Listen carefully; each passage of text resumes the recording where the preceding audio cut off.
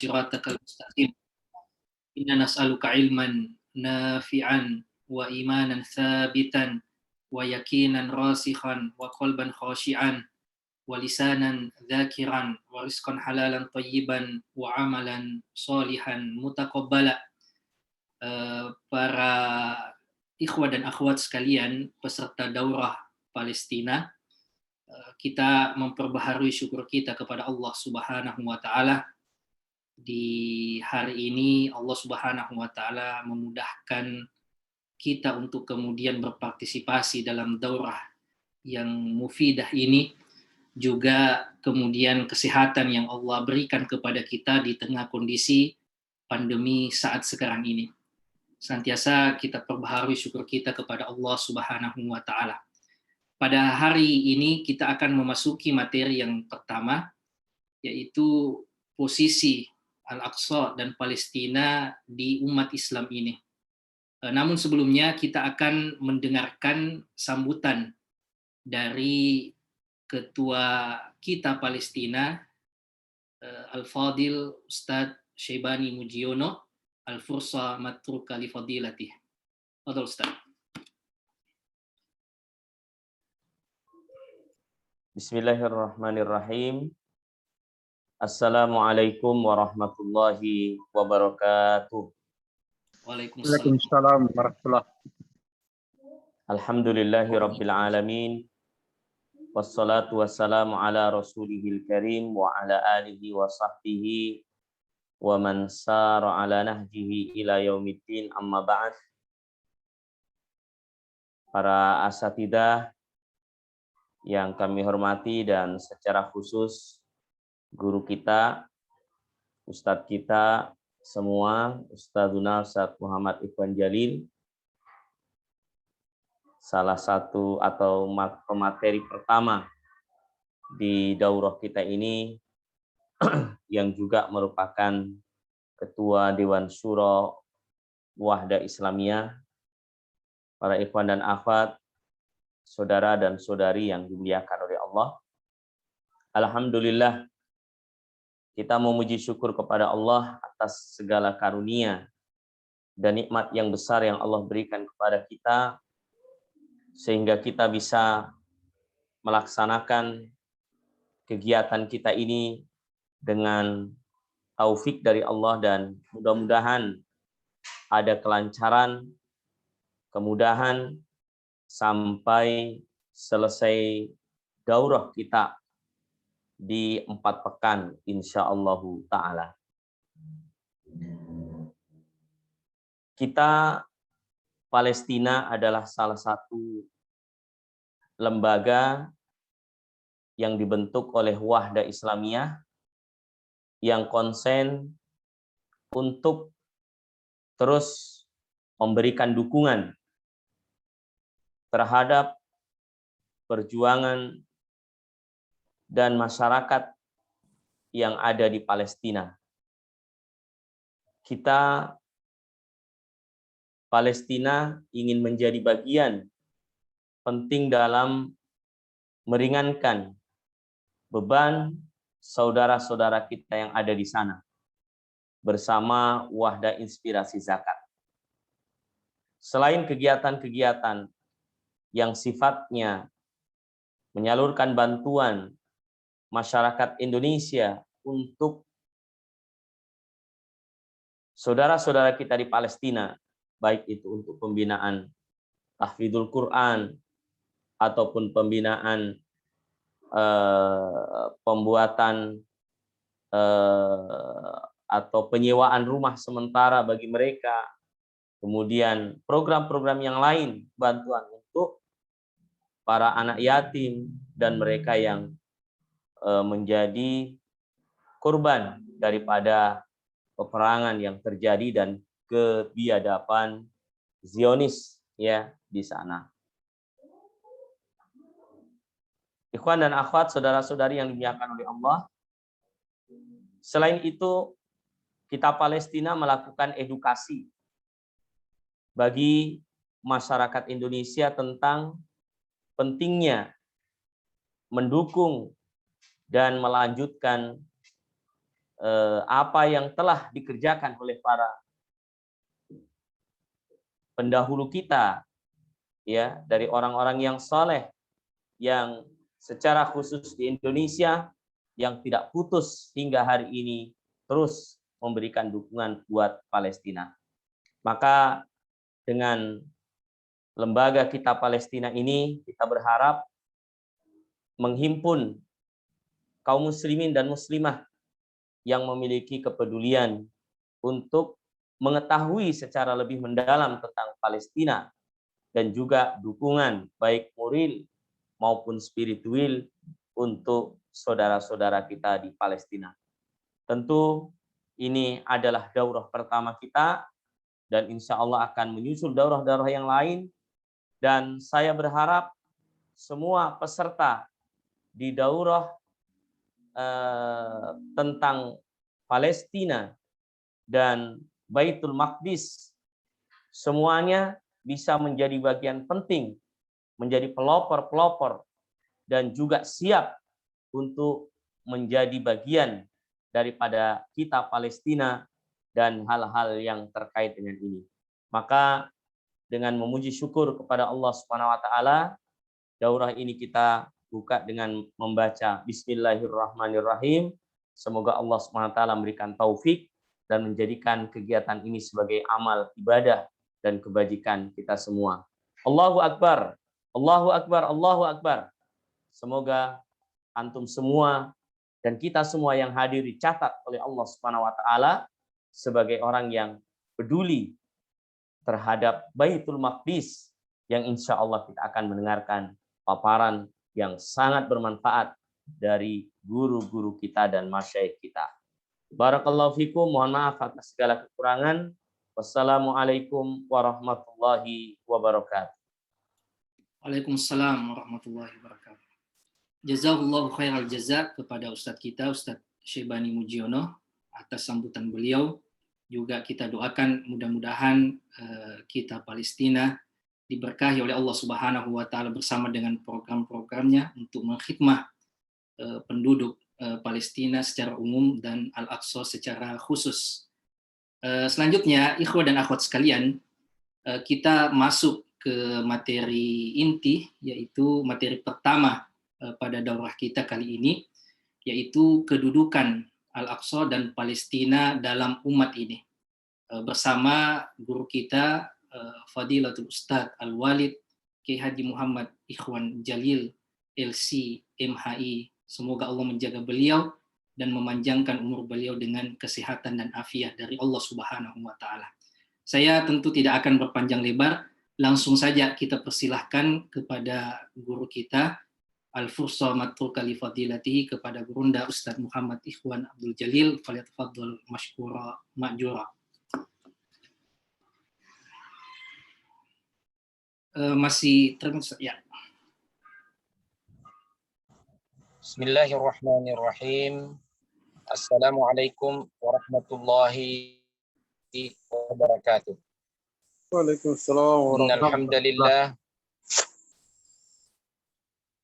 wa nastaghfiruh wa na'udzu billahi min shururi anfusina wa sayyiati a'malina. May yahdihillahu wa may yudlil fala hadiyalah. Wa asyhadu an la ilaha illallah wahdahu la syarik wa asyhadu anna Muhammadan abduhu wa rasuluh. Allahumma salli wa sallim wa barik wa an'im ala hadzal nabiyil karim wa alihi wa ashabihi ajma'in wa man sara ala nahjihi ila yaumiddin. Amma ba'd. Yang kami hormati dan cintai Ketua kita Palestina Al-Fadil Syebani Mujiono hafizahullah, dan pula pemandu acara kita Al-Ustadz Al-Fadil Ustadz Marzuki Umar LC. Alhamdulillah,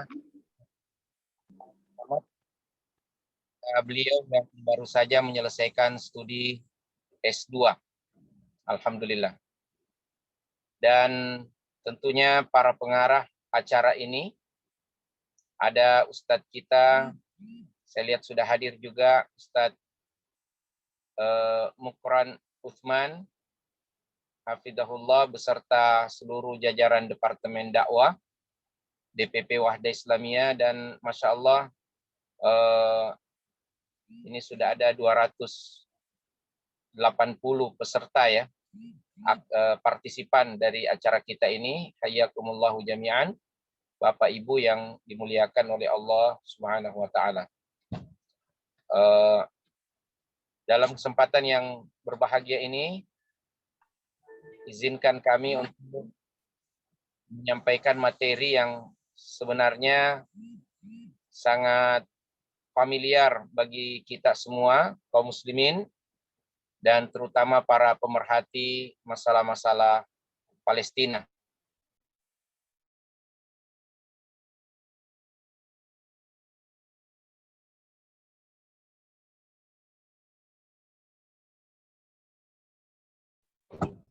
Ya, mohon maaf, mungkin saya nonaktifkan sementara video ya, agar bisa lebih maksimal signalnya. Ini sejak kemarin signal kita agak kurang bagus ya. Ya, ya Ustaz, labas. Ala rohatikum. Para asatidah dan ikhwah sekalian yang dimuliakan oleh Allah Subhanahu wa taala,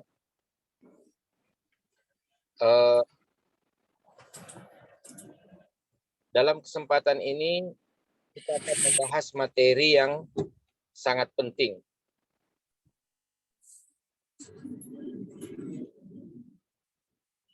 Kayaknya nih.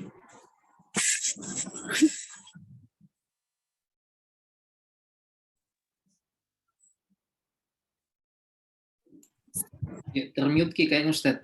Tabe.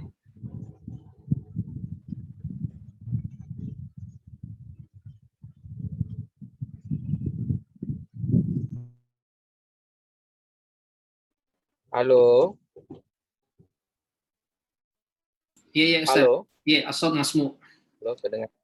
Iya, iya, terdengar Ustaz. Silakan dilanjutkan. Baik. Iya.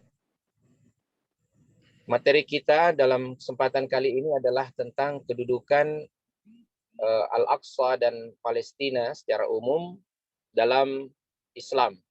Ya. Alhamdulillah, kami sudah coba mengirimkan materi PowerPoint. Apakah sudah tercover, Ustadz Marzuki? Iya Ustaz. Ya. Mungkin bisa ditampilkan untuk efektivitas pemaparan kita. Ya. Gimana, sudah tampil ya peserta? Ya, nah Ustaz. Alhamdulillah. Nah,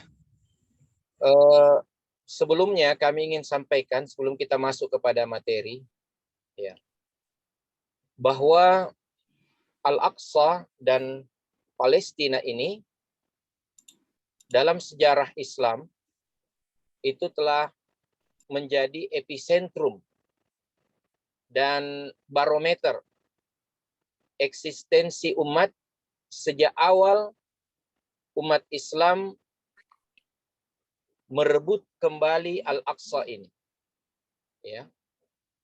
Pada tahun 16 Hijriah, dengan penuh kesederhanaan, Khalifah Amirul Mukminin Umar Ibnul Khattab radhiyallahu anhu datang menerima kunci-kunci Masjidil Aqsa dari Betrik, yaitu pendeta yang menjadi penjaga Al-Aqsa dalam bentuk gereja pada saat itu.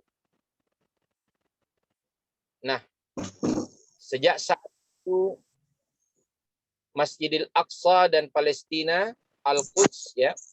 Kalau disebut kata Al-Quds, ini adalah kota yang disebut dengan, orang sebut dengan Yerusalem. Pada zaman Nabi Shallallahu Alaihi Wasallam dikenal dengan nama Ilya, dan kemudian dinamakan oleh kaum muslimin menjadi Al-Quds karena qadasatuhu, ya, kesuciannya. Dia adalah tanah suci kaum muslimin. Bahkan turun banyak ayat-ayat Al-Quran berkaitan dengannya. Yang sangat kita kenal adalah firman Allah Subhanahu wa taala dalam surah Al-Isra ayat yang pertama.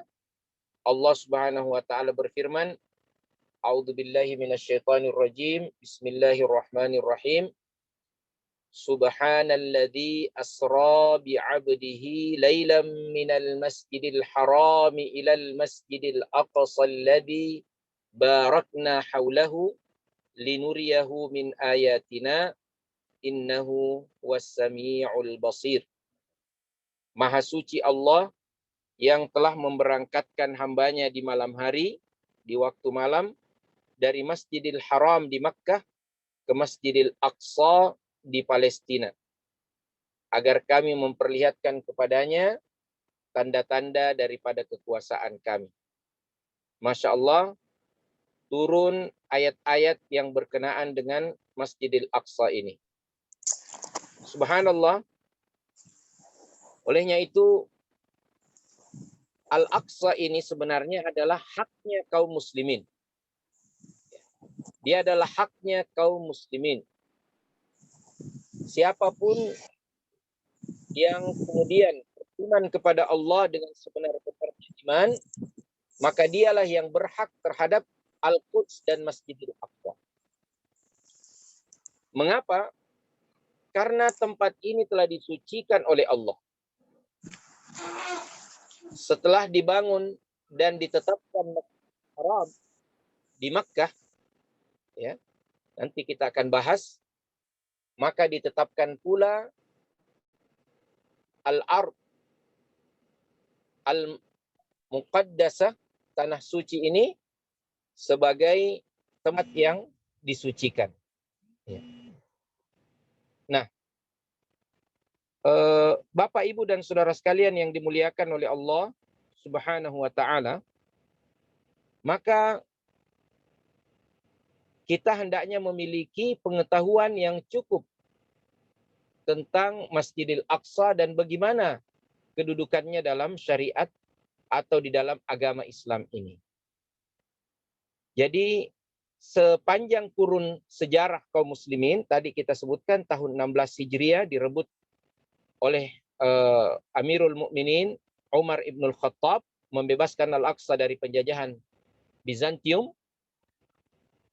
Maka sejak zaman itu kaum muslimin melihat bagaimana eksistensi umat dengan tidaknya kita di Masjidil Aqsa. Selama ratusan tahun, hampir 5 abad, ya, 4 abad lebih, kaum muslimin eksis menjadi penjaga Masjidil Aqsa sampai kemudian di penghujung abad ke-5, ya, Hijriah, kaum Salibiyin datang merebut dengan semua kekejaman, semua kezaliman, semua tindakan yang tidak ada peri kemanusiaan, dan itu diakui sendiri oleh orang-orang Barat, ya, ahli sejarah Barat mengakui tentang kekejaman yang terjadi pada zaman itu, pada saat kaum Salibiyin Nasrani merebut Al-Aqsa. Nah, selama kurang lebih 90 tahun tidak pernah berkumandang Al-Aqsa, azan di Masjidil Aqsa, sampai seorang muslimin mengirim surat ke Salahuddin Al-Ayyubi dengan mengatakan, Nahnul munajjas fil baitil muqaddas. Kita ini sudah penuh dengan najis di tengah-tengah tempat yang disucikan. Sebagian Masjidil Aqsa pada saat itu dijadikan sebagai kandang kuda, sebagiannya sebagai kandang babi, dan ada sedikit bagian kecil difungsikan sebagai kapel atau tempat gereja kecil, ya. Nah, ini kejadiannya, faktanya.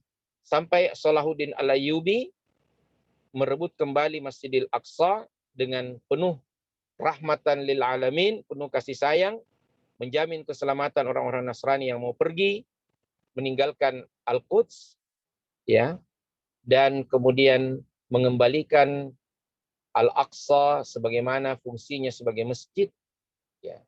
Dan subhanallah, berabad-abad lamanya kaum muslimin eksis, ya, setelah Salahuddin Al-Ayyubi, dan ini menunjukkan eksistensi kaum muslimin karena mereka berhasil menjadi penjaga Masjidil Aqsa. Nah, di awal abad ke-20 terjadilah dinamika yang luar biasa dari orang-orang Nasrani dan orang-orang Yahudi yang kemudian membentuk gerakan Zionisme dan akhirnya membentuk negara yang mereka sebut negara Israel, meminjam nama Nabi Israel yaitu Yakub alaihissalam, tapi berkelakuan seperti, ya, orang-orang yang sama sekali tidak mengenal Tuhan. Dan penjajahan pun dimulai sampai hari ini. Subhanallah. Dan kaum muslimin yang 1,5 miliar ini seperti tidak berdaya menghadapi satu negara kecil yang seperti kanker di negeri kaum muslimin. Itulah Israel. Nah, kenapa salah satu sebabnya? Karena ternyata kaum muslimin banyak yang tidak mengetahui bahwa Al-Aqsa dan Al-Quds, ya, kalau kita sebut Al-Aqsa yaitu Masjidil Aqsa, dan Al-Quds, ya, adalah kota yang terdapat di dalamnya Masjidil Aqsa. Nah, ikhwas sekalian, akhwat yang dimuliakan oleh Allah Subhanahu wa taala. Karena ketidaktahuan ini sehingga mereka seakan abai dan tidak menjalankan kewajibannya kepada Masjidil Aqsa untuk menjaganya, untuk memeliharanya, dan untuk memakmurkannya sebagai tanah suci dan tempat suci kaum muslimin. Sekarang sudah, ya, kalau dihitung tahun 47 berarti sudah berapa tahun ya penjajahan kaum Zionis Yahudi terhadap Masjidil Aqsa. Oleh sebab itu menjadi satu keniscayaan untuk kita bersama-sama belajar bagaimana Masjidil Aqsa ini, Al-Quds ini, Palestina ini, dan kedudukannya di dalam agama Islam. Kalau kita ambil contoh, ya, kalau tiba-tiba ada yang menyerang Masjidil Haram Makkah, apa yang akan kita lakukan? Tidak peduli, ya. Selama kita bisa sampai di sana, kita akan korbankan nyawa untuk membela Masjidil Haram. Tidak boleh ada yang jangankan merebutnya dari kalangan orang-orang yang tidak beriman. Bahkan menyebutnya saja dengan sebutan yang tidak pantas, kita sudah siap mengorbankan nyawa untuk membelanya. Karena dia adalah tanah suci, tanah yang disucikan oleh Allah Subhanahu wa taala kepada kita. Ini perkataan itu pun bisa mengotori kesucian itu, dan orang yang mengatakannya pantas untuk mendapatkan hukuman yang keras, bahkan sampai kepada yang namanya dieksekusi. Apalagi ini merebut, apalagi ini menindas kaum muslimin dan, ya, seluruh penduduk Al-Quds, termasuk diantaranya adalah kaum Nasrani sendiri. Subhanallah. Nah, kawan sekalian yang dimuliakan oleh Allah Subhanahu wa taala, mari kita perhatikan, ya, bagaimana sejarah daripada Masjidil Aqsa ini, ya, Masjidil Aqsa ini.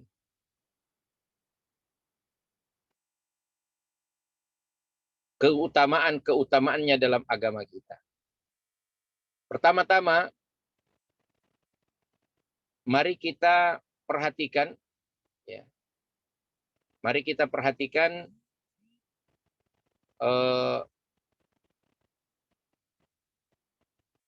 hadis Nabi Shallallahu Alaihi Wasallam berkenaan dengan kedudukan Masjidil Aqsa sebagai ula qiblatain, kiblat yang pertama, ya, kiblat yang pertama dari Rasulullah Sallallahu Alaihi Wasallam dan kaum muslimin. Ya. Dalam hadis yang sahih diriwayatkan oleh Al-Imam Al-Bukhari, Rasulullah Sallallahu Alaihi Wasallam dari riwayat Al-Barra ibnu Azib berkata, ya, di sahabi ini berkata, "Shallaitu ma'an Nabi Sallallahu Alaihi Wasallam ila Baitul Maqdis 16 syahran hatta nazalat al-ayah allati fi suratil Baqarah wa haitsu ma kuntum fawallu wujuhakum syatrah." Al-Bara ibnu Azib ini berkata, saya salat bersama, ini sahabi namanya Al-Bara ibnu Azib, dia seorang Al-Ansari, ya. Dia berkata, saya salat bersama Nabi Sallallahu Alaihi Wasallam menghadap ke arah Baitul Maqdis selama 16 bulan, ya.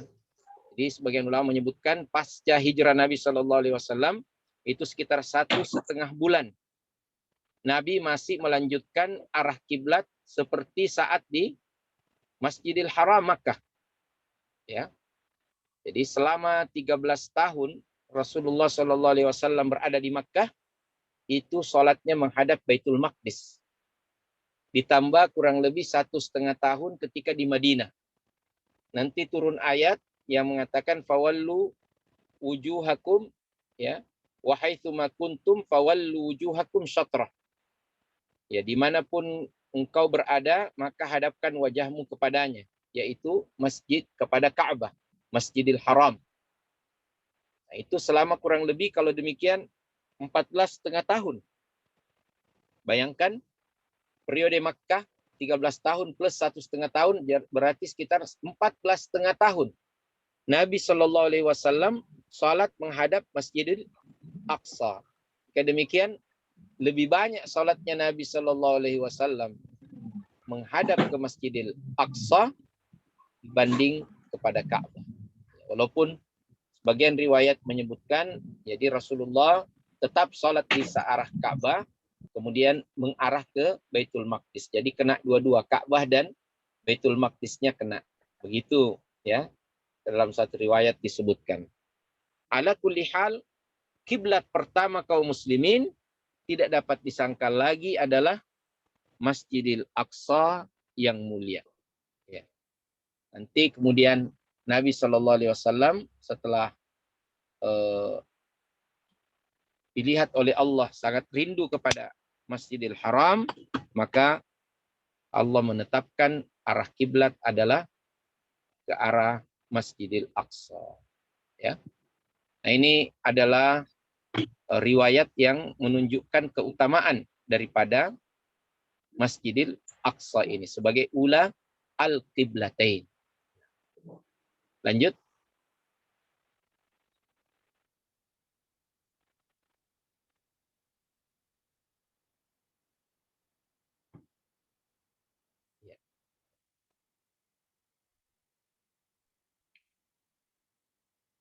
Keutamaan yang kedua, kawan sekalian yang berbahagia, adalah bahwa Masjidil Aqsa adalah masjid kedua yang diletakkan oleh Allah di atas muka bumi ini. Dalam satu hadis diriwayatkan oleh Abu Dzar Al-Ghifari bahwa beliau pernah bertanya kepada Nabi Shallallahu Alaihi Wasallam, "Ayyu masjidin udhi'a fil ardi awal?" Wahai Rasulullah, masjid apakah yang pertama diletakkan oleh Allah di muka bumi? Jadi diletakkan ini maksudnya adalah ditetapkan, ya, sebagai tempat suci, ya. Ayyu masjidin wudi'a fil ardi awal? Qala al-masjidul haram. Dan Rasulullah SAW berkata yang pertama adalah Masjidil Haram. Qala qultu thumma ayyun. Kemudian berkata sang sahabi tadi, Tsumma ayyun, kemudian masjid apa lagi? Dan Rasulullah SAW mengatakan, qala tsummal masjidul aqsa. Ya. Kemudian setelah itu adalah Masjidil Aqsa. Jadi Makkah dan Palestina ini tidak bisa dilepaskan. Ya, dia adalah sesuatu yang berdiri dan menegakkan yang lainnya. Artinya bahwa Masjidil Haram itu punya pasangan namanya Masjidil Aqsa. Setelah Masjid Nabawi adalah Masjidil Aqsa. Nah, jadi ini yang kedua ya, bahwa Masjidil Aqsa adalah masjid kedua yang diletakkan. Jadi dia masjid yang the second mosque ya in the world. Dia adalah masjid kedua di dunia ini. Setelah masjid pertama adalah Masjidil Haram.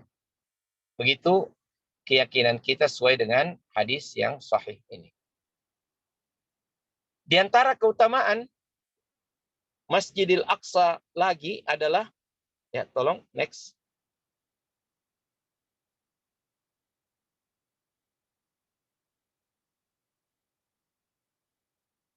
Tolong slide-nya, Ustaz. Ya, sudah Ustaz. Yang ketiga. Nah, ya. Ini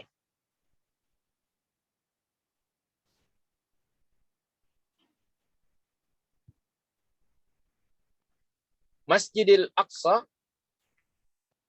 juga adalah tempat ziarah khusus. Maksudnya adalah ziarah ritual, kunjungan ritual.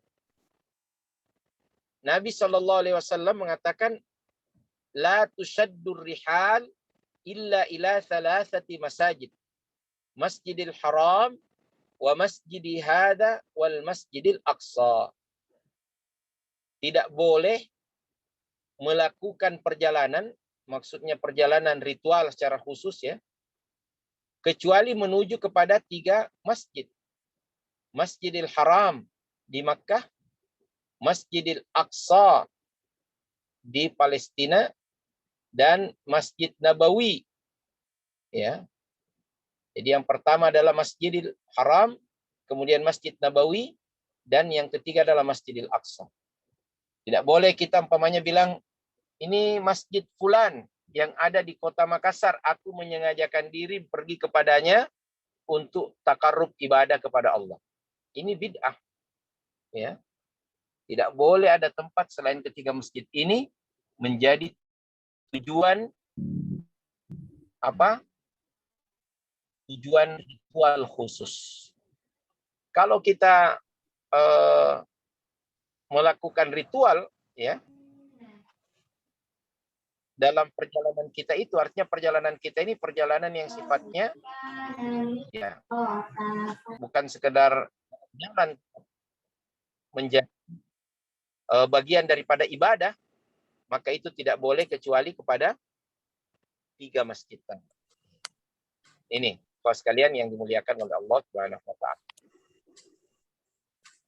Kemudian yang keempat, subhanallah, sebagaimana Masjidil Haram dan Masjid Nabawi, Masjidil Aqsa ini juga memiliki keutamaan berupa dilipat gandakan pahala di dalamnya. Dalam satu hadis riwayat Imam Ahmad, Rasulullah SAW ini bertemu dengan Maimunah, maulatun Nabi SAW. Maimunah ini pembantu Rasulullah SAW. Dia berkata, ya Nabi Allah, aftina fi Baitil Maqdis. Wahai Nabi Allah, berikan fatwa kepada kami tentang bagaimana ini Baitul Maqdis. Sekarang terancam ya. Dahulu ini seakan-akan ada prediksi ya bahwa akan begini kondisinya. Ya. Maka dikatakan faqala dari Rasulullah sallallahu alaihi wasallam, ardul mansyar wal mahsyar. Ituhu fasallu fihi. datangilah dan salatlah di dalamnya. Fa inna salatan fihi ka alfi salatin fi ma siwa. Ya, salatlah karena salat di dalamnya itu lebih utama 1000 kali daripada tempat yang lainnya. Subhanallah.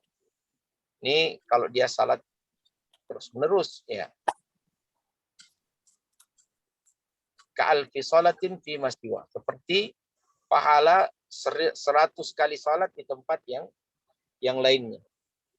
Nah, dengan demikian kita dapat pelajaran bahwa salat di Masjidil Aqsa ini, sebagaimana Masjidil Haram, seorang juga pahala yang tinggi. Ada beberapa riwayat ya berkaitan dengan keutamaan. Ada yang menyebutkan seperti yang kita baca tadi ini adalah 1000 salat, ada 500 kali salat, ya ada beberapa orang yang dicurigai, ya, afwan.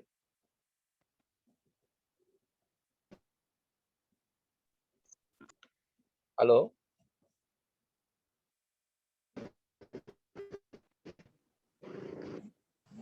Di Masjidil Haram. Bagus, Ustaz. Putus ya.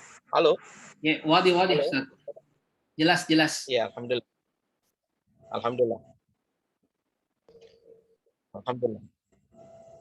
Jadi salat dengan pahala yang berlipat ganda di dalamnya. Ada riwayat yang menyebutkan 1000 kali, ada riwayat menyebutkan 500 kali, ada yang mengatakan 250 kali. Ya, dan salat di Masjidil Aqsa ini yang dimaksud Masjidil Aqsa, insya Allah pekan depan mudah-mudahan materi yang selanjutnya bisa diikuti, bahwa yang dimaksud Masjidil Aqsa itu bukan yang sekarang dilihat sebagai Al-Qubbatus Sahra, ya, rock dome istilahnya, yang di tengah itu, yang segi berapa itu ya, segi 8. Seakan-akan itulah Masjidil Aqsa, padahal yang dimaksud Masjidil Aqsa adalah ma dakhilas sur, apa yang ada di dalam dinding itu, ya, benteng-bentengnya itu, semua yang ada di dalam, luasnya itu 144.000 meter persegi. Di dalamnya ada, ya kalau nanti akan dijelaskan, ada sekolah, ada tempat pengajian, ya, ada musalla, ya, tempat yang memang bangunan untuk salat, ya. Tetapi semua di atas, di bawah pohonnya, di pekarangannya, itu semua secara syar'i, secara fikih Islam masuk dalam hukum sebagai Masjidil Aqsa yang dilipat gandakan salat di dalamnya. Subhanallah. Akhirnya itu para sahabat ya bergegas untuk pergi ke Masjidil Aqsa untuk menjadi apa? Jadi orang yang mendapatkan keutamaannya, ya. Mendapatkan keutamaan salat di dalam Masjidil Aqsa. Sebagaimana kita ingin mendapatkan pahala dengan salat di Masjidil Haram, maka seperti itulah sebenarnya harusnya semangat kita untuk salat di Masjidil Aqsa pula. Next. Kemudian yang kelima, di antara keutamaan Masjidil Aqsa, tolong Ustaz, ya. Ini yang menjadi apa? Ikoniknya, bahwa Masjidil Aqsa itu menjadi partner Masjidil Haram dalam peristiwa Isra dan Mi'rajnya Nabi Sallallahu Alaihi Wasallam.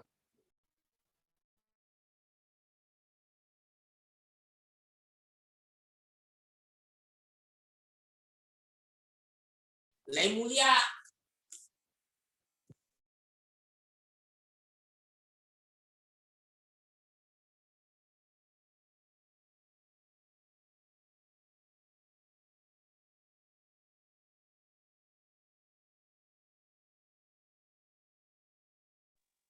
Putus Ustaz.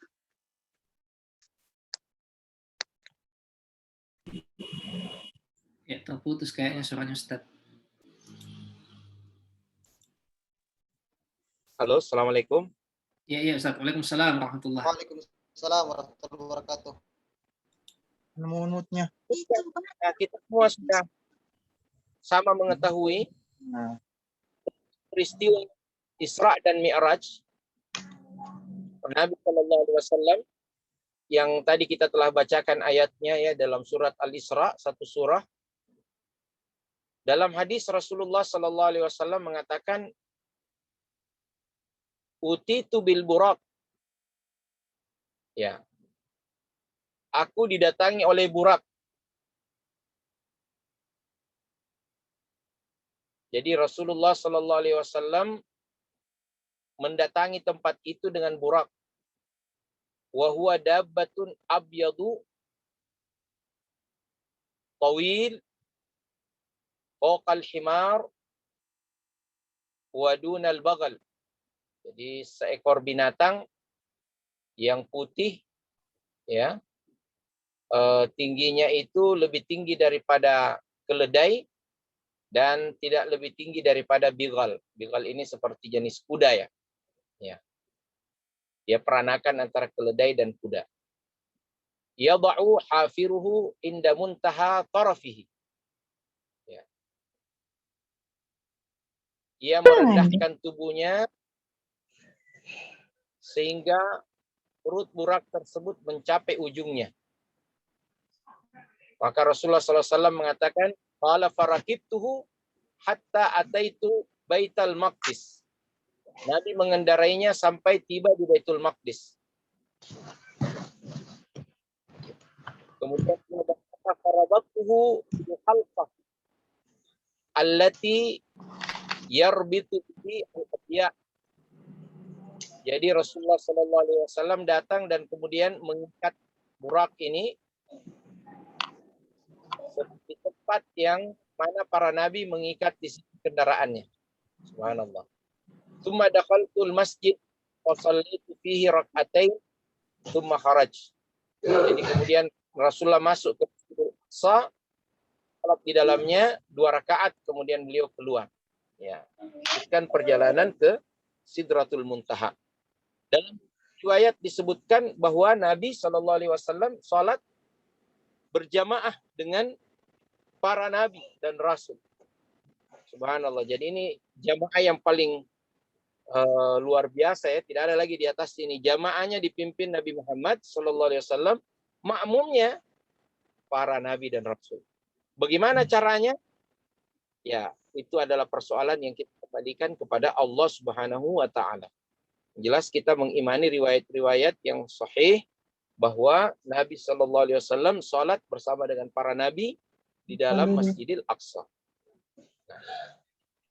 Isra ini adalah monumen sejarah yang luar biasa, menghubungkan antara Masjidil Haram dan Masjidil Aqsa. Isra ini juga menyebutkan tentang keberkahan negeri-negeri sekitar Al-Quds, yaitu Palestina secara umum. Bahkan beberapa ulama berpendapat ya dengan firman Allah Subhanahu wa Ta'ala, Subhanalladzi asra bi 'abdihi lailan minal masjidil haram ilal masjidil aqsa alladzi barakna haulahu. Barakna haulahu ini menunjukkan ya keberkahan di Al-Quds, termasuk negeri Syam secara keseluruhan. Peristiwa Isra dan Mi'raj Rasulullah Sallallahu Alaihi Wasallam menjadikan Masjidil Aqsa sebagai bawabatus sama, sebagai pintu gerbangnya langit, sehingga dia memiliki kedudukan yang luar biasa. Ya, ini adalah bawabatus sama, dia adalah pintu gerbangnya langit. Inilah Masjidil Aqsa. Jadi keutamaan bahwa dia dijadikan tempat sebagai Isra'nya Nabi Shallallahu Alaihi Wasallam. Nah, adapun riwayat yang menyebutkan ada batu ya, yang kemudian dia tidak memiliki tiang atau penyanggah ke tanah, tapi dia seperti terbang ya. Nah, itu adalah riwayat yang tidak benar ya. Tidak ada seperti itu, hanya dikarang-karang oleh orang. Yang benar bahwa Rasulullah Sallallahu Alaihi Wasallam adalah memang betul masuk di dalamnya, betul salat di dalamnya, ya. Dan Rasulullah Sallallahu Alaihi Wasallam kemudian diberangkatkan ke 7 petala langit Ya, tapi Masjidil Aqsa. Next. Iya.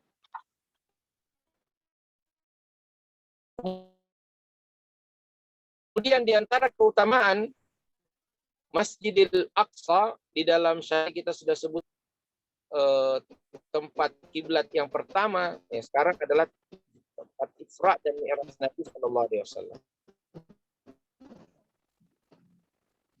Nah, ini juga adalah riwayat yang perlu dikemukakan bahwa memang benar Nabi Sulaiman alaihissalam yang membangun kembali Masjidil Aqsa dalam Mamlakatu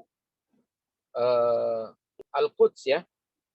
Dalam kerajaan Al-Quds disebutkan ini dalam riwayat-riwayat kita juga ya dalam Islam sumber-sumber resensi hadis menunjukkan bahwa Nabi Sulaiman memang benar yang membangun itu, tapi tidak dengan demikian kita menerima klaim dari kaum Yahudi bahwa mereka lah yang berhak.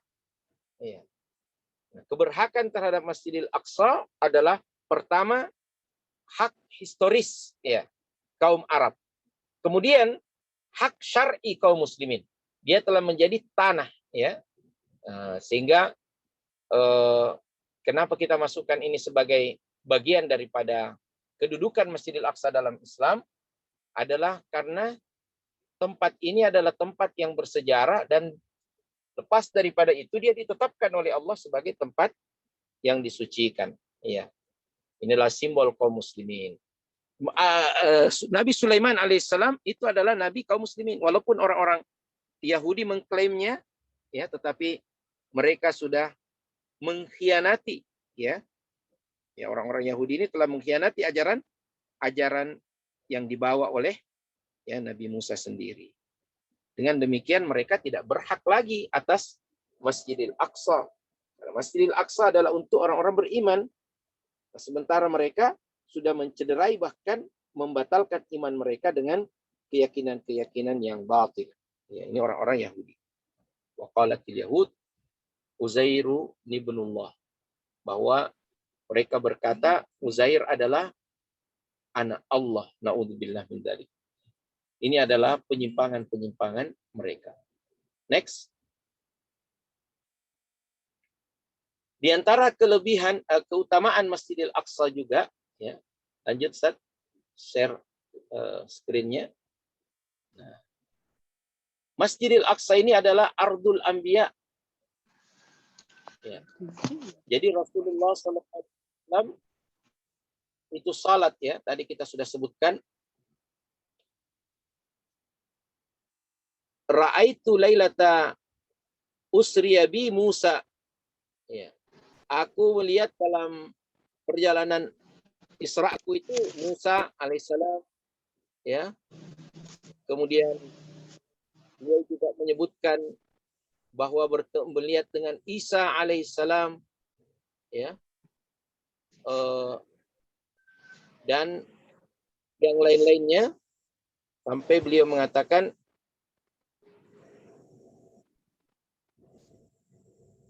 bahwa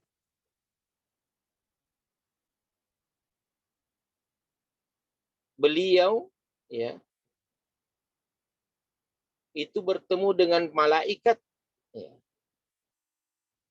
Dan subhanallah di tempat inilah beliau bertemu dengan para nabi, Nabi Musa yang dulu juga di daerah Palestina, dengan Nabi Isa ya, dengan nabi-nabi yang lainnya yang Allah takdirkan dan Allah jadikan mereka bisa sholat di tempat tersebut. Kalau maunya Allah itu tidak ada yang bisa menghalang. Ya, ini adalah absolutas ya Allah Subhanahu wa taala.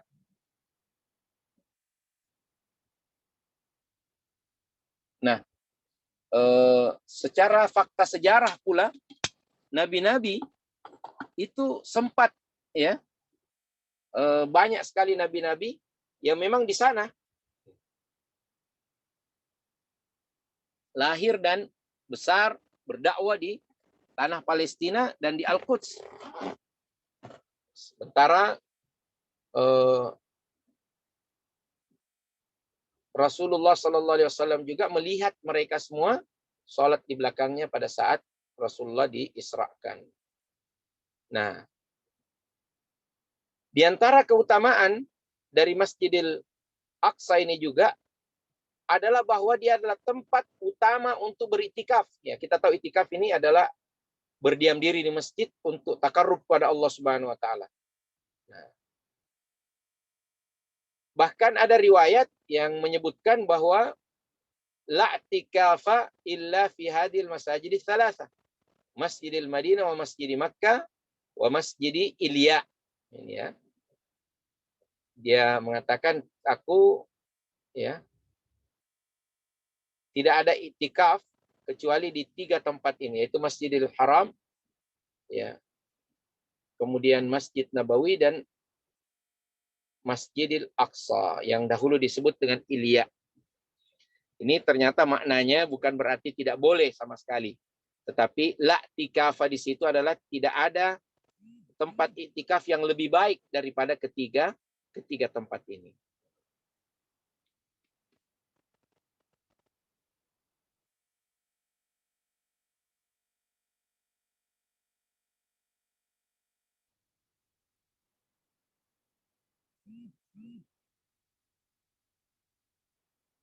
Nah, Bapak-bapak dan saudara sekalian yang dimuliakan oleh Allah Subhanahu wa taala, riwayat ini menunjukkan keutamaan sekali lagi daripada Masjidil Aqsa. Nah, yang ke-9,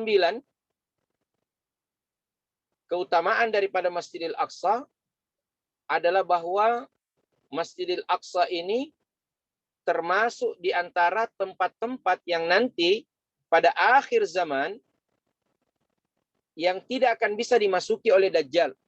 Ya, kita baca riwayatnya ya. Jadi riwayat Ahmad. Ya.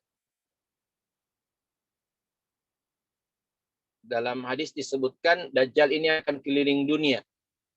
Hari pertamanya itu bagikan 1 tahun, kemudian 1 bulan dan seterusnya seperti nanti hari-hari yang lainnya. Nah, salah satu tempat yang dia tidak bisa masuki adalah Makkah dan Madinah. Dan juga adalah Masjidil Aqsa. Tidak bisa dia masuk. Makanya akhir zaman 3 tempat ini adalah tempat iwa kaum muslimin. Demikian. Ya. Keutamaan ini sangat penting untuk diketahui. Ya, kita berada di akhir zaman bukan berarti kita harus tinggalkan semua negeri kita, tetapi supporting kita, support sistem kita, ya, itu seharusnya mengarah ke Masjidil Aqsa. Ya. Nah, Masjidil Aqsa ini juga walaupun dia saat ini dikuasai oleh kaum Yahudi, Zionis, tetapi janji Allah Subhanahu wa taala bahwa dengan izin Allah Subhanahu wa taala muslimin kembali merebutnya, akan kembali merebut Masjidil Aqsa ini. Ya. Nah, disebutkan tentang pasukan akhir zaman yang datang dengan panji-panji perang mereka, ya, dan setiap satu panji, satu bendera itu mengikut 12.000 pasukan. Subhanallah. Ya, ini akhir zaman nanti seperti itu. Dalam riwayat-riwayat yang lain sebutkan bahwa perang akhir zaman itu juga adalah dengan senjata-senjata tradisional, ya, pedang, panah, lembing, ya, tombak, kampak. Begitulah perang akhir zaman nanti sebagaimana yang kita pahami dari riwayat-riwayat yang sahih. Dan ajang pertarungannya itu adalah di sekitar Masjidil Aqsa. Dan nanti dengan taufik Allah, Masjidil Aqsa itu akan dibebaskan. Itu sudah janji Allah Subhanahu wa taala, ya, kepada kaum yang beriman untuk mengembalikan Al-Aqsa ke pangkuan mereka, pangkuan kita kaum muslimin. Ini keutamaannya juga ya. Nah, di antara keutamaan yang lainnya, silakan share, Ustaz. Keutamaan yang lain daripada Masjidil Aqsa adalah bahwa di tempat itulah nanti padang mahsyar. Jadi dunia ini Bapak Ibu sekalian nanti yauma tubaddalul ardu ghairal ardi. Nanti dunia ini akan dijadikan oleh Allah tidak seperti lagi dunia yang kita yang sempit ini. Allah kumpulkan nanti di salah satu tempat di bumi ini, yaitu di Al-Aqsa, ya, di Palestina, di Al-Quds. Itu menjadi lokasi padang mahsyar. Jadi lokasi padang mahsyar itu nanti adalah di Baitul, ya, di Masjidil Aqsa. Nah, gitu ya. Jadi ardul mahsyar wal mansyar, ya. Disebutkan bahwa Masjidil Aqsa itu adalah ardul mahsyar, tempat dikumpulkannya semua manusia, ya. Ardul mahsyar wal mansyar, ya. Jadi setelah dia dikumpul, diadili, kemudian disebarkan sesuai dengan, ya, istilahnya tupoksinya masing-masing. Nah, destinasinya masing-masing, yaitu imma ilal jannah au ilan nar. Nah, ini. Nah, inilah ya, keutamaan-keutamaan dari Masjidil Aqsa yang dan banyak lagi sebenarnya, namun kita cukupkan dengan pemaparan ini, dan insya Allah ketika kita membaca, mendalami kembali riwayat-riwayat, kita akan temukan banyak dari keutamaan-keutamaan Masjidil Aqsa dan Palestina ini. Ya. Dan sebagai penutup, saya ingin sampaikan kepada kita semua bahwa apa yang telah tadi kita dengarkan dari keutamaan-keutamaan Masjidil Aqsa, satu saja di antaranya, ya, itu telah menjadi alasan yang paling kuat untuk kita berkontribusi secara maksimal bagaimana tanggung jawab kita hari ini. Masjidil Aqsa masih dalam keadaan terbelenggu, terjajah oleh kaum Zionis dan para pendukungnya, maka tugas kita untuk membebaskannya. Salah satunya adalah dengan mengedukasi umat, ya, bahwa itu tanah sucimu, itu tempat sucimu, ya. Maka rebutlah dia dengan kekuatan. Salah satu kekuatan yang sangat penting adalah ilmu, baik ilmu syar'i maupun, ya, ilmu yang lainnya yang bermanfaat. Dan itu semua kita dedikasikan biruh bidam nafdika ya Aqsa, dengan ruh kami, dengan darah kami, ya, kami akan tebus engkau ya Aqsa dan bebaskan engkau kembali. Demikian Ustadz Marzuki, ya, yang dapat kami sampaikan, dan lebih kurangnya mohon dimaafkan. Selanjutnya kami serahkan kepada host untuk memandu acara. Jazakumullah khair. Assalamualaikum warahmatullahi wabarakatuh. Ya. Jazakallahu khairal jaza kepada guru kita, Kiai Haji Muhammad Ikhwan Jalil LC MHI, atas faidah yang beliau bagikan kepada kita pada hari ini. Banyak informasi dan ilmu yang kemudian kita catatkan. Yang pertama, bahwa Al-Aqsa ini adalah indikator eksistensi umat ini. Bagaimana eksistensi umat ini, maka itu terlihat pada Al-Aqsa, siapa yang menguasainya. Dan ini tentu saja, sebagaimana kata guru kita tadi, bahwa tugas kita pada akhirnya adalah bagaimana kita mengingatkan umat ini bahwa Al-Aqsa ini adalah kehormatan kita. Al-Aqsa ini adalah syirik kita. Ya, bagaimana kaum muslimin dengan Al-Aqsa, begitulah gambaran umat pada hari ini. Dan ikhwas sekalian beserta akhwat, selanjutnya kita melanjutkan pada acara berikutnya, yaitu tanya jawab. Ya, karena waktu sudah menunjukkan jam 5:03, ya, kita buka dulu mungkin 3 pertanyaan. Ya, silakan raise hand yang ingin bertanya.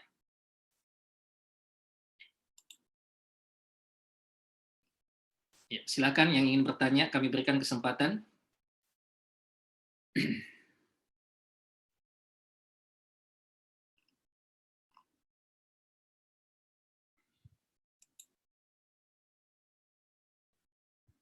Iya, Mas Nur Huda, silakan.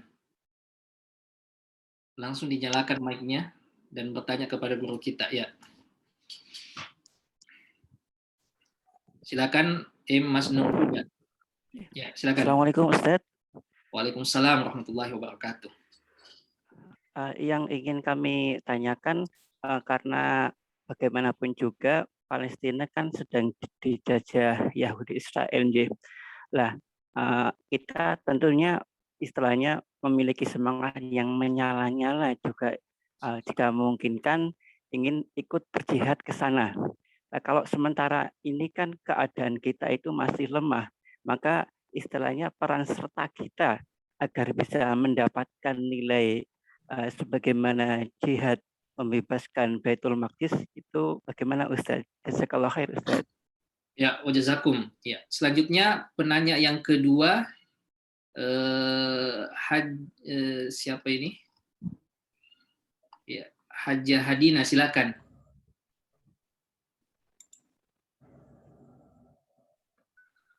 Apa Ustaz tertindih sufas.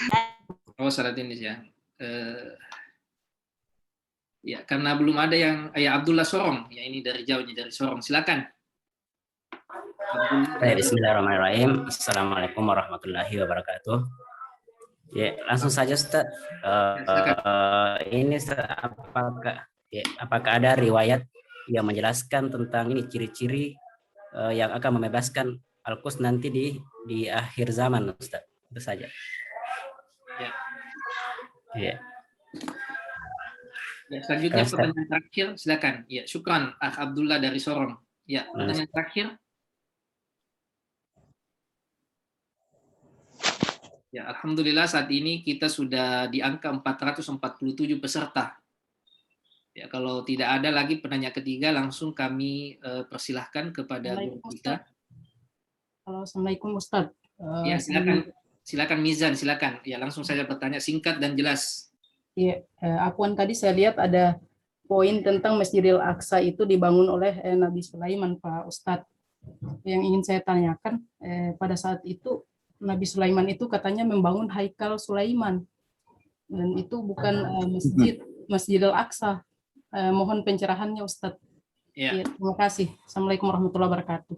Ya, waalaikumsalam warahmatullahi wabarakatuh. Ya, Taib, jamaah sekalian, di sini ada 3 pertanyaan yang masuk. Yang pertama, Ustadzana dari Mas Nur Huda, kondisi sekarang Palestina yang tertindas, terjajah, sedangkan kondisi kita juga di Indonesia, di negeri kita ini belum memungkinkan untuk ke sana berjihad secara langsung. Apa peran kita untuk kemudian dikontribusikan untuk kemerdekaan Palestina dan kebebasan Al-Aqsa? Fadhal Ustadzana.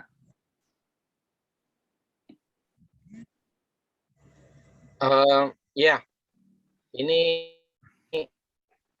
luar biasa di aplikatif ya, yang realistis ya untuk bisa kita laksanakan. Dalam satu hadis disebutkan bahwa Maimunah yang tadi riwayatnya juga kita bacakan itu bertanya kepada Rasulullah Sallallahu Alaihi Wasallam, ya Rasulullah, aftina filmi, apa yang harus kami lakukan untuk Baitul Maqdis, di Baitul Maqdis? Kata Rasulullah Sallallahu Alaihi Wasallam, salli fihi,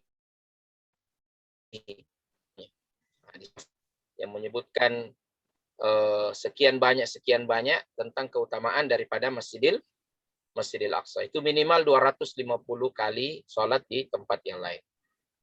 Nah, tapi ada lanjutannya.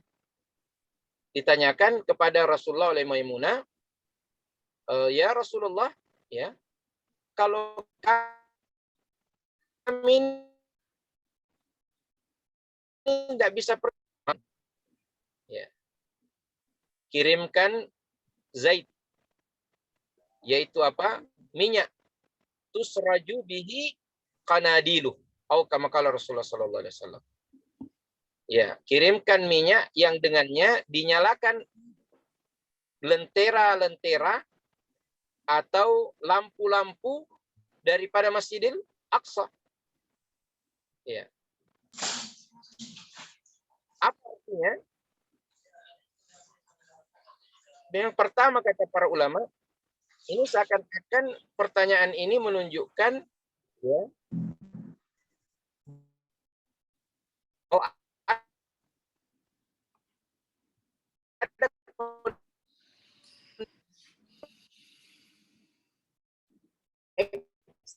Allah buat tetap bersinar malam hari.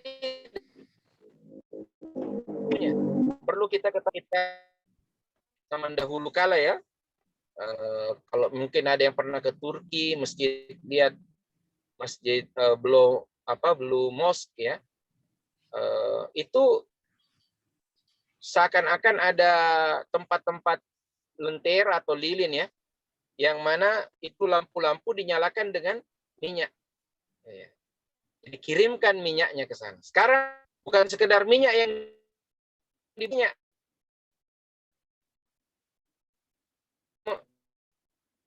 Kaum muslimin yang di sekitar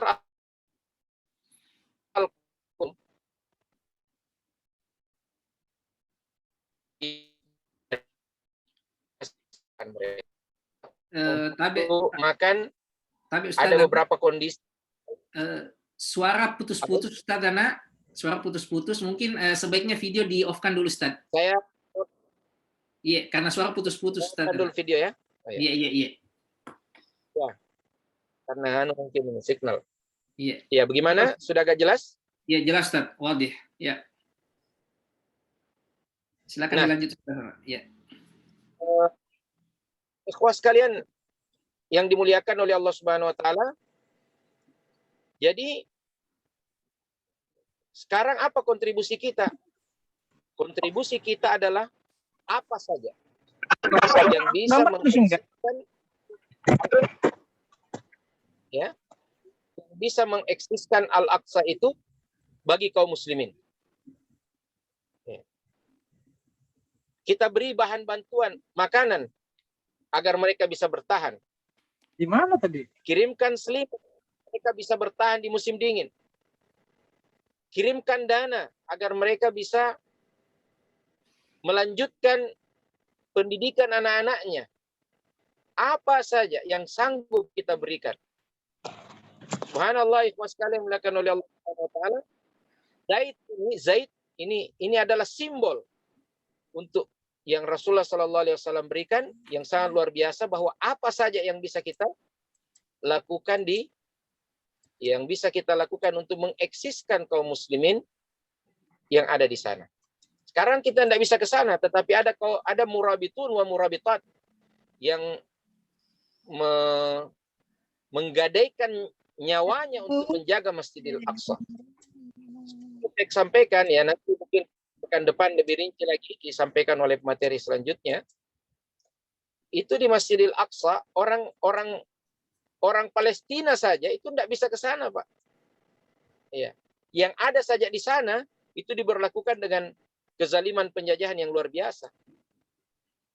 Rumah-rumah mereka dihancurkan, ya, dengan cara yang sangat licik, ya, dengan beban pajak yang tidak masuk akal, 50 jenis pajak yang ada di sana. Nah, kalau tidak bisa bayar pajak, dirobohkan rumahnya. Kalau tidak mau robohkan, maka akan dirobohkan dan bayar lagi. Jadi pilih, mau robohkan sendiri atau dibayar, atau membayar pajak. Nah, ini bahkan ada yang namanya tiba-tiba masuk dan gerombolan Yahudi itu masuk ke satu rumah dan menguasai satu kamar, ya, untuk mengintimidasi kaum muslimin yang ada di sana. Demikian luar biasanya. Jadi kita memiliki kesempatan untuk memberikan kafalah kepada anak-anak mereka yang mengaji, untuk memberikan wakaf, ya, agar ini alhamdulillah saudara-saudara kita kaum muslimin Palestina ini berjuang di berbagai lini, termasuk di bidang ekonomi dengan berbagai kegiatan, ya. Ini alhamdulillah di Makassar ada beberapa ada teman-teman kita yang juga berasal dari Palestina, ya. Ini bisa kita bantu juga orang-orang yang ada seperti itu, ya. Nah, jadi ini bagus juga sebenarnya sih, ya. Wallahu alam. Di penghujung acara daurah ini setiap pekan, ya, kita sisihkan selain waktu dan pikiran, kita sisihkan infak kita ya. Melalui Kita Palestina ya, nanti insya Allah akan di-sharing untuk memberikan kontribusi kita kepada saudara-saudara kita. Ya. Begitu Ustaz ya. Ustaz Marzuki, barakallahu fikum. Jazakallahu khairan Ustaz. Selanjutnya pertanyaan kedua dari Saudara Abdullah dari Sorong. Apakah ada riwayat yang menjelaskan tentang ciri-ciri pasukan yang akan membebaskan Al-Quds nanti Ustaz? Atau Ustaz? Jadi tadi ya, saya ingat disebutkan yang akan membebaskan Al-Quds pada akhir zaman. Yang perlu untuk kita sampaikan bahwa kita jangan mematok. Ya, ini ada juga sebagian masyarakat kita yang mengatakan, itu sudah ketentuan Allah. Tidak bisa lagi kita itu membebaskan Masjidil Aqsa sekarang. Nanti di akhir zaman. Ya, akan ada di akhir zaman saja. Ini tidak benar. Ya. Kita harus berusaha sekarang. Kalau kita punya kesempatan sekarang membebaskan, sekarang. Jangan ditunggu akhir zaman. Dan akhir zaman itu kita tidak tahu kapan. Ya, kapan datangnya. Nah, oleh sebab itu ciri-cirinya ya adalah umat yang dalam hadis-hadis disebutkan sebagai al-firqatun najiyah. Dalam beberapa riwayat disebutkan yuqatiluna fi aknafi Baitul Maqdis.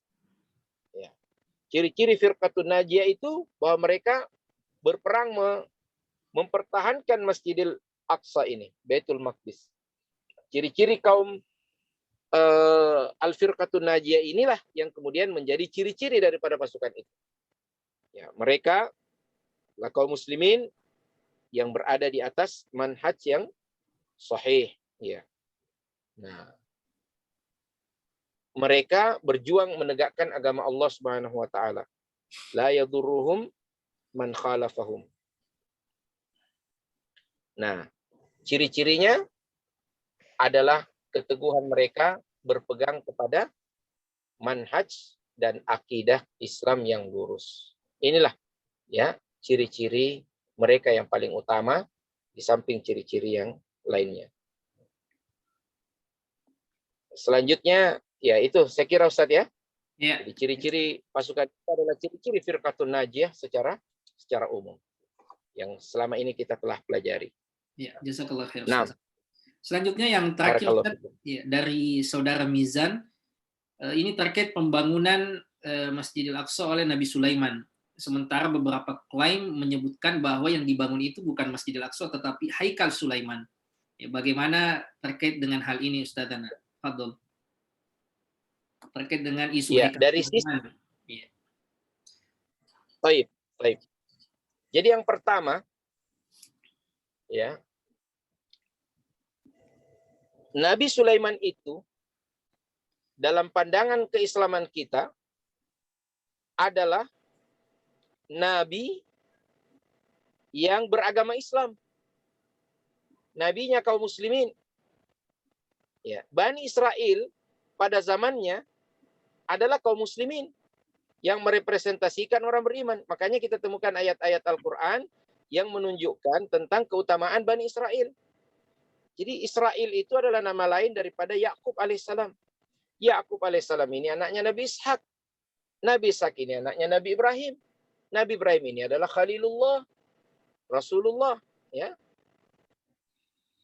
Dalam Al-Quran Allah Subhanahu Wa Taala menyebutkan wadkur fil kitabi Ismail innahu kana shadiqal wa'di wa kana rasulan nabiyya. Nabi Ismail disebut. Dan Allah mengatakan wadkur dalam surat Maryam ya, wadkur fil kitab Idris innahu kana siddiqan nabiyya wa rafa'nahu makanan 'aliyya.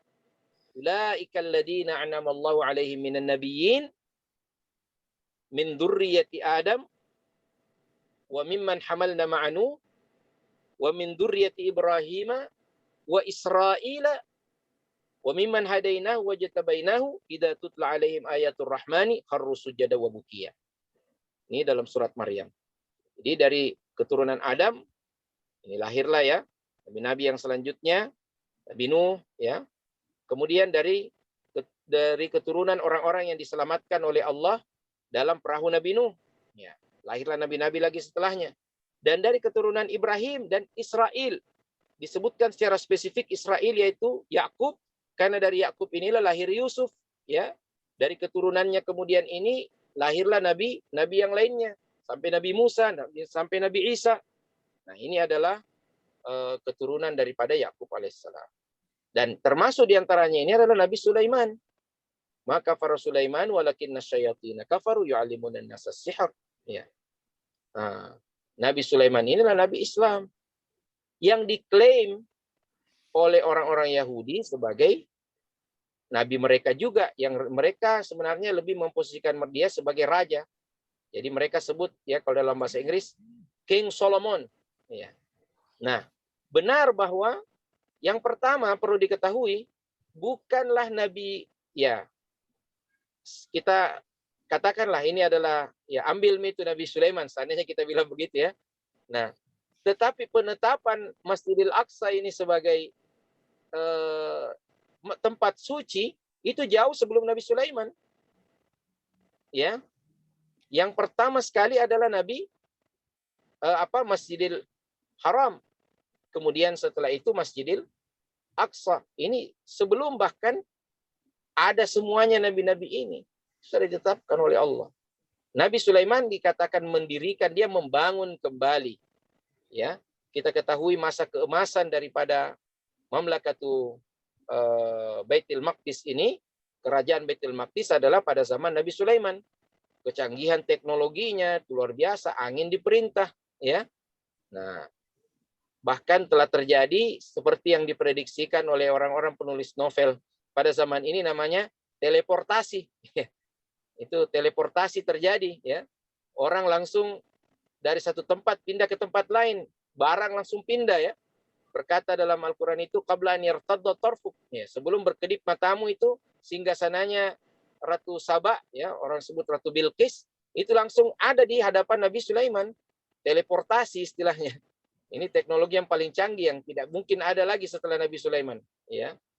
Nah, bahkan Nabi Sulaiman berdoa, ya, agar diberikan karunia berupa kerajaan la yambagi li ahadin min ba'di. Tidak ada lagi yang bisa seperti itu setelah aku. Tidak ada lagi yang bisa, ya. Ini Nabi Sulaiman ini Islam, Muslim. Dia yang bangun kembali. Yang dia bangun adalah tempat ibadah, menyembah Allah, bukan menyembah, ya, selain Allah, bukan tempat mempersekutukan Allah, bukan tempat membuat-buat ibadah yang tidak ada aturannya. Nah, kemudian yang kedua, asar daripada kuil Solomon ini sudah tidak ada. Sudah tidak ada, ya. Nah, yang diklaim oleh orang Yahudi itu bahwa kuil Solomon itu ada di bawahnya Masjidil Aqsa. Nah, sekarang apa yang mereka lakukan? Mereka membuat seakan-akan ada bangunan tua yang ada di Masjidil Aqsa, ada pondasinya, ada begini. Itu karangan mereka. Nah, sekarang mereka melakukan upaya untuk menguasai secara politik, secara ekonomi, dan secara real, ya. Jadi mereka langsung mau merontokkan nanti itu, ya, mengurangi kekuatan pondasi daripada Masjidil Aqsa yang pada saatnya nanti mereka mau runtuhkan. Kemudian muncullah di situ kuil Solomon yang mereka khayalkan, ya, ada di bawahnya Masjidil Aqsa. Tidak ada lagi itu kuil Solomon. Yang ada adalah Masjidil Aqsa. Dan perlu diketahui, ya, ini terlepas dari Muslim non-Muslimnya, kajian arkeologi itu menunjukkan bahwa orang-orang Arab, kaum Kan'an namanya, Al-Kan'aniyun, ya, ada yang menyebutkan Kan'an ini anaknya Nabi Nuh, salah satu anaknya Nabi Nuh, itu sudah mendiami Al-Aqsa jauh sebelum datangnya, ya, Nabi Ibrahim. Kalau diklaim bahwa dia ini adalah etnis, ya, secara etnis. Etnisnya Nabi Ibrahim itu dia berasal sebenarnya dari orang Babylon. Babylon itu orang apa? Irak, ya, Ustaz Marzuki, ya. Sekarang, ya. Nah, Iran dan Irak. Babilonia. Jadi terkenal rajanya namanya Raja Nebukadnezar, ya. Nah, itu ada rajanya Nebukadnezar. Inilah yang salah satu versi yang datang menghancurkan orang-orang Israel, ya, orang-orang Bani Israel yang ada di Baitul Maqdis ya sempat disebutkan dalam sejarah. Fa idza jaa wa'du ulahuma ba'atsna 'alaihim ibadan lana uli ba'sin syadidin fajasu khilalad diyar wa kana wa'dan maf'ula. Ini yang dimaksudkan adalah kalau Ibnu Taimiyah menafsirkan ini adalah Nebukadnezar, raja Babylon yang datang menghukum Bani Israel. Ya, karena mereka ini kerjanya bunuh-bunuh para nabi, ya. Mengingkari para nabi, merubah-rubah kitab suci. Ya, akhirnya Allah salah satu nabi yang mereka bunuh yang sangat menyedihkan adalah Nabi Yahya dan bapaknya Nabi Zakaria. Ya. Ini ada kaitannya dengan poligami. Ya, tapi janganlah kita cerita dulu. Ya. Nanti gilirannya Ustaz Marzuki yang cerita bagaimana sampai pecah apa lagi namanya raja yang berkuasa pada saat itu membunuh Nabi Zakaria ya karena fatwanya yang tidak membolehkan. Ini dalam Taurat disebutkan tidak boleh seorang bapak tiri itu mengawini anak tirinya. Ya, kalau sudah menggauli ibunya itu sama dengan yang sekarang. Tapi kemudian ini tidak dipatuhi oleh raja dan memaksa Nabi Zakaria untuk merubah fatwanya. Nabi Zakaria tidak mau, dikejar-kejar, anaknya disembelih Nabi Yahya dan Nabi Zakaria juga dibunuh oleh mereka dan nabi-nabi yang lain. Akhirnya diutuslah Allah bangkitkan ya, walaupun ini juga kezaliman, tetapi begitulah pengaturan Allah. Ya, salah satunya adalah Raja Nebukadnezar yang datang dari Babylon. Intinya sebenarnya Nabi Ibrahim itu kan asalnya dari situ. Ya. Kemudian pernah ke Mesir juga ya. Nah, bersama dengan Nabi Lut ya, Allah Subhanahu wa taala selamatkan ya. Ila ardin mubarakah. Yang maksudnya di sini adalah jadi kalau secara etnis kajian arkeologik itu yang menjadi pendiam awal, pemukim awal tanah Palestina yang ada sekarang ini adalah kaum Kan'aniyun, yaitu dari keturunan Nabi Nuh alaihissalam. Nah, orang-orang Bani Israel ini yang orang sebut etnis Semit itu datang belakangan. Nabi Ibrahim itu datang belakangan. Tapi kita sebagai kaum muslimin, tinjauan kita adalah tinjauan akadi, tinjauan teologis keislaman, bahwa ya yang berhak di situ adalah yang beriman kepada Allah Subhanahu wa taala. Anda tidak beriman, mengubah-ubah kitab suci, membunuh para nabi, mana ada keberhakan Anda di situ. Jadi Haikal Sulaiman adalah klaim yang dusta, ya. Nah, nanti insya Allah akan ada materi yang berjudul At-Tahwid, Zionisasi, yang mudah-mudahan Allah mudahkan kita mengikutinya, dibawakan oleh Syekh Samir Said. Ini adalah pakar ya tentang masalah ini, kita bisa ikuti nanti lebih. Jadi syiarnya ya Al-Aqsa lana la haikal lakum. Ya. Al-Aqsa lana la haikal lakum. Bahwa Al-Aqsa adalah milik kami, tidak ada haikal atau sinagog atau kuil Solomon itu yang kalian imajinasikan dalam pikiran kalian. Demikian Ustaz, wallahu a'lam bishawab. Ya, jazakallahu khairan Ustazana.